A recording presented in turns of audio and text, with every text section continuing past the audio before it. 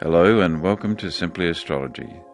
Today we're going to have a look at the horoscope of Sir Edmund Hillary and see if it adds up, if it fits somebody of his immense stature. Let's have a look.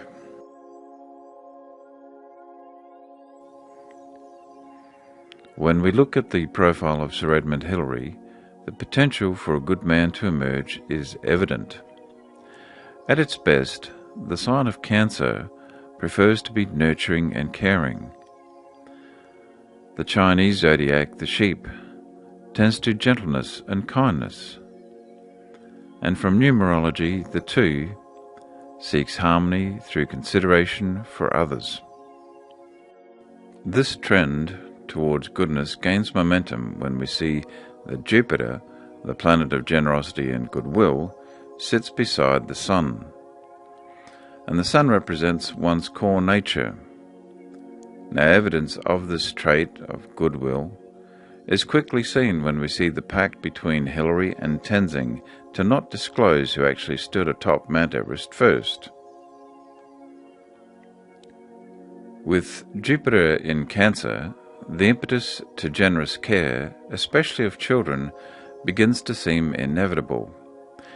In addition, Jupiter takes an interest in learning and education, so it comes as a little surprise that Hillary invested considerable energy in improving the educational conditions of many children in Nepal. But what are his astrological credentials for conquering Mount Everest? Let's see if there is any evidence of physical power. We look first at the planet Mars.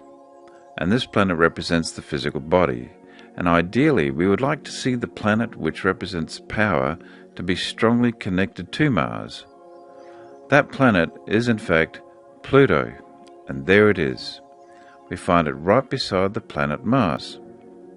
They're within 1 degree of each other. Combined, this gives substantial physical power and endurance, and with both planets in the sign of Cancer, it suggests a person with the heart to accomplish great deeds.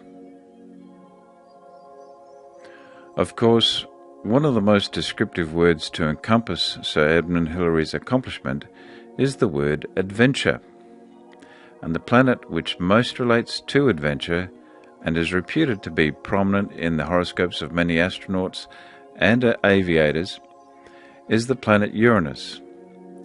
We find this planet early in Pisces, and it forms a very positive relationship with Mars and Pluto. The combination of physical power applied to adventure seems to fit the description of somebody who conquers mountains. Rather appropriately, perhaps, Uranus had only recently entered the sign of Pisces, suggesting that a time of spiritual adventuring had begun. Pisces relates to spirituality. Given the spiritual status that the people of the locale give Mount Everest, it could be said that Hillary's accomplishment carried much symbolic weight. Astrologically speaking, it's hard to imagine a more fitting time. But that's not all. The planet which represents short journeys, Mercury, is positioned right beside Saturn, the planet which represents adversity and difficulty. Also, both of these planets are in Leo, which confers the courage to stick to a difficult goal, or the stubbornness not to give up. Yet these 2 planets are not alone. They are given tremendous support from the Moon, which is in the sign of Aries.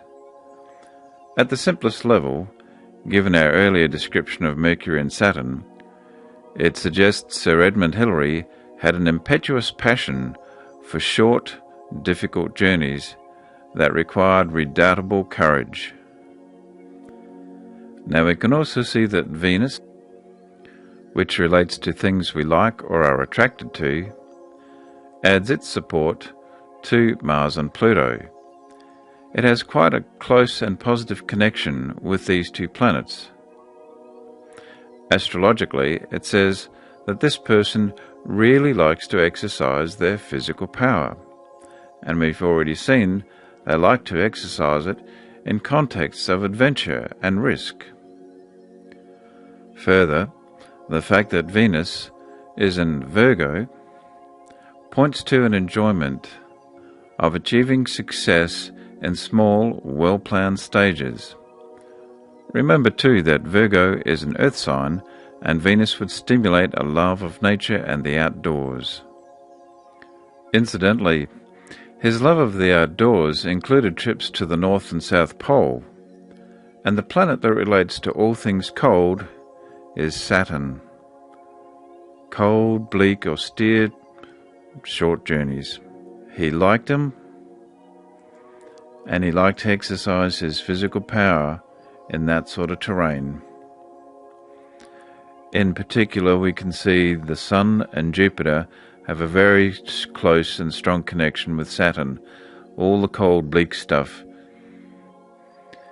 In short, this particular combination speaks of a man who developed tremendous personal character. In the final analysis, conquering Mount Everest simply empowered a good man to do more good.